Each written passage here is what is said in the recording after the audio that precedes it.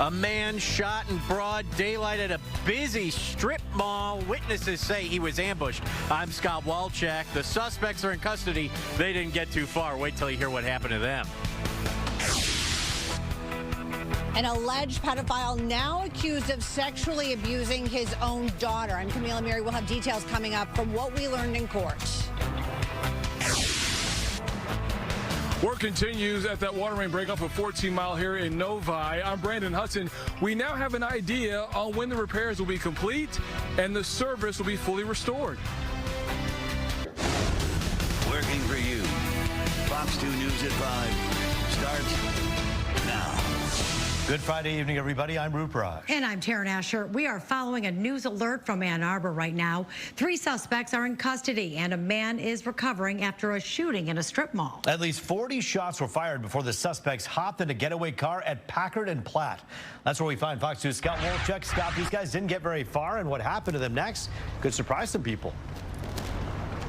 Yeah, you know what, Roop? They did not get very far. So this is the intersection right here. You can see still a very active scene. There's actually a second crime scene because just a block up there on Platt, that is where the suspects ended up crashing their vehicle. And I hear that 2 of them were taken into custody immediately. Another one tried to run through the neighborhood. He was taken into custody as well. So we do know that the victim is alive, recovering in the hospital. Looks like they're actually taking some of the crime scene tape down right now. They've got a whole bunch of police presence. They've had FBI at this scene as well. We don't have any word on an exact motive, but this is a very populated area. It's technically Pittsfield Township, but there's a grocery store, a pizza place, and a barber shop. Witnesses tell me that there was this shooting. There were so many, pops of gunfire, and then they heard tires screeching. Take a listen to what happened.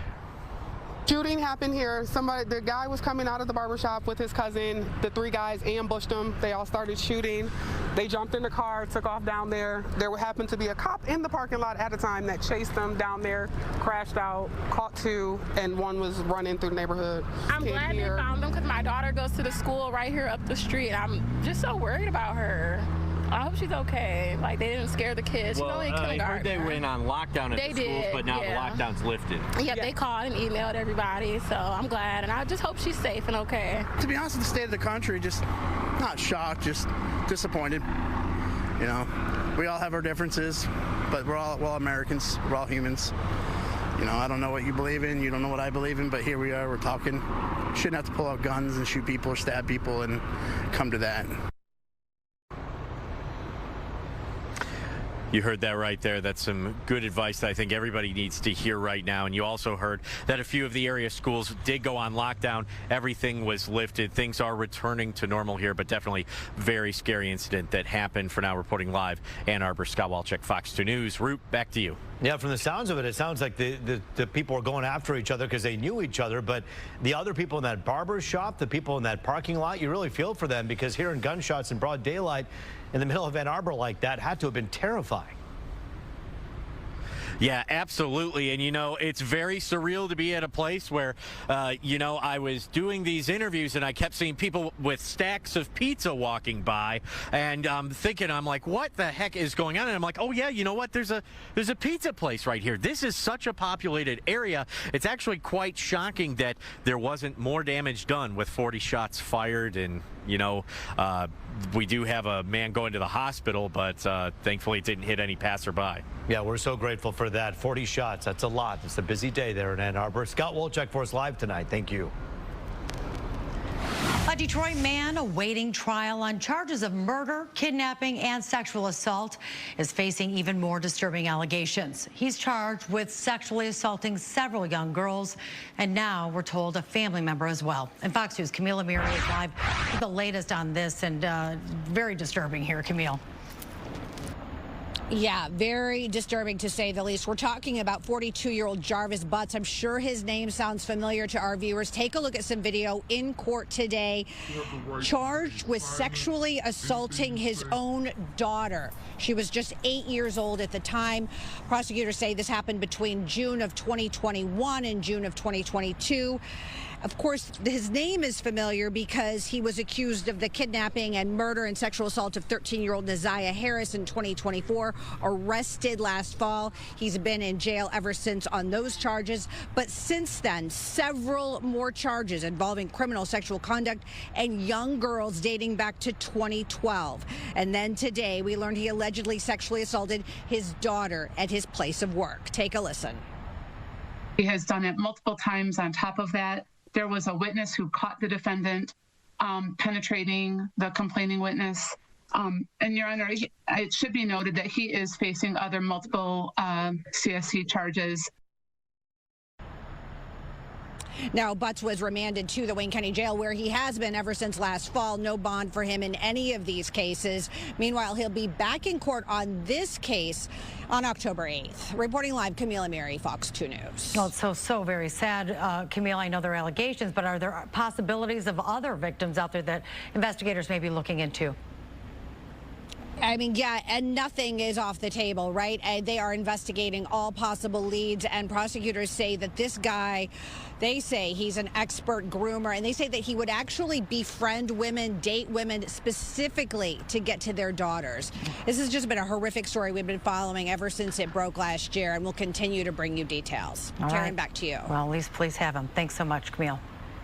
Well, now to an update on that massive water main break in Novi. We're told water pressure has been restored for thousands of people, but a boil water advisory is still in effect at this hour. Crews have been able to isolate the break, and they're still working on a fix. Fox News' Brandon Hudson joins us now live with a closer look at the progress. And Brandon, so much going on this weekend. I know there's homecoming, so many other activities, and everyday life. You hope it gets back to normal soon. Yeah, you had Novi had its homecoming this weekend. They still had the parade today. You had a guy who spoke to our Robert Murdoch yesterday about his 80th birthday party this weekend. Hopefully, he can continue to have that party as he's having guests in from all over the country. But look, best case scenario, according to GLEWA, is that this fix will take about a week. Worst case scenario, we're looking at 10 to 15 days. You can take a look at the work behind me here off of 14 Mile in Novi. This is the closest that we can get. A lot of the work appears to be happening on the far end of the road closure here. Now, 24 hours ago, you heard my colleagues say this looked more like a river. Today, it looked more like a pond, as much of the water was contained to the area where that water main break happened. So the plan here is to isolate the area for safe repair. However, that appears to be easier said than done, according to GLEWA's chief operating officer. Crews work through the night to help customers get some kind of water service. And how about this? One homeowner showed his appreciation for the work by stopping by in person just to say thank you. Now, this morning, Ryan Armani spoke with GLEWA's COO, who explained why this could take up to 2 weeks to get everything back to normal. We're struggling with the isolation of this particular area, which involves closing connections so that we can make sure that flow does not come in while they're down making this repair. That's how we're coming up with a rough estimate right now of 10 to 15 days. And most of that is because we don't know what else is going to happen. Hopefully nothing else. Hopefully we've accounted for anything else that might surface during this repair, but we're kind of keeping our fingers crossed there. So while repairs are happening, GLEWA is encouraging its customers to limit its water usage as much as possible. Remember, you can use it for hygiene, but if you're using water for consumption, you need that boil water. You need to boil that water before you use it. I'm Brandon Hudson, live out here in Novi. I'll send it back to you in the studio, Roop. All right, so showers are in, but drinking water, you got to boil it or go get other sources of water. What is GLEWA, or the Great Lakes Water Authority, what are they doing to take care of this, the root problem here, which is aging infrastructure? So they're using a lot of that technology to stay proactive, so that way they have technology that can go in and determine which pipes are getting close to being, or you could say, aging out, and would need some TLC. So they're using that to kind of stay ahead of the aging infrastructure and make sure that water main breaks like this don't ever happen, or they kind of limit those water main breaks from happening. Yeah, this infrastructure issue is not just an issue here, but across the country, and one that obviously a lot of towns like this one are trying to take care of. Brandon Hudson for us live tonight. Thank you. Well, it is shaping up to be a beautiful weekend. Look at that sunshine and beautiful blue skies. 78 and sunny here in Southfield, and more warm temperatures, we're told, are expected. It was hard to come into the building when it's this nice outside. Really you just want to have class outside, I guess, right? Fox 2's Stephanie Mead joins us now live from Armada. She's lucky she gets to go out for this at Blake's Orchard and Cider Mill. How fun. Yeah, it's great. It certainly doesn't feel like fall out here, but they are definitely starting the fall festivities. And we are in the petting zoo area where I was having friends a little bit earlier. We were having actually a very good time. We have 2 donkeys. We have a bunch of pigs over here. They have so many more animals as well. And a ton of other fun activities, not only for kids, but also for adults as well. We have, it looks like, is that a goat walk over there where they're able to play with goats within what looks like a fun playing facility for kids as well. So there is a really, really nice start to a weekend. Temps are in the 70s right now. Most of us are in the upper 70s at the moment, around 78 degrees in the city of Detroit. So it feels nice here across the region. It is dry. It is comfortable. There really isn't a whole lot going on in terms of rain on radar, which is also really nice because we've just been shrouded with a lot of cloud cover, cooler conditions, and it's finally nice to see some sunshine here across the state of Michigan. And I do think we're going to continue to see that for a prolonged period here. Moving forward, if you do have plans to be out and about, we will continue to see nice conditions, I think, for folks that want to be either around town Saturday and Sunday, or if you're planning on tailgating for the Lions on Sunday, it's going to be nice for that too.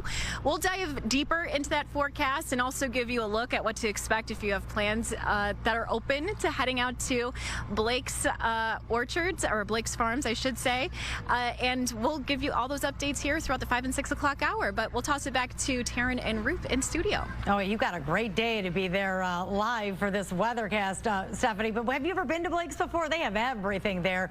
And please maybe bring us back a couple donuts and cider. That'd be great. I can do that just for you, Taryn. All right, thanks. Well, state leaders now have a framework for a budget deal, but there's still a lot of heavy lifting that needs to get done to avert a government shutdown. We're going to have a look at what's next for lawmakers. Also tonight, shocking new video just released showing what was happening inside a Texas ICE facility when 3 detainees were shot. The latest on that investigation ahead at 5:30. And protests in full swing as Israeli Prime Minister Benjamin Netanyahu addresses the UN. More from his defiant speech that had diplomats actually walking out.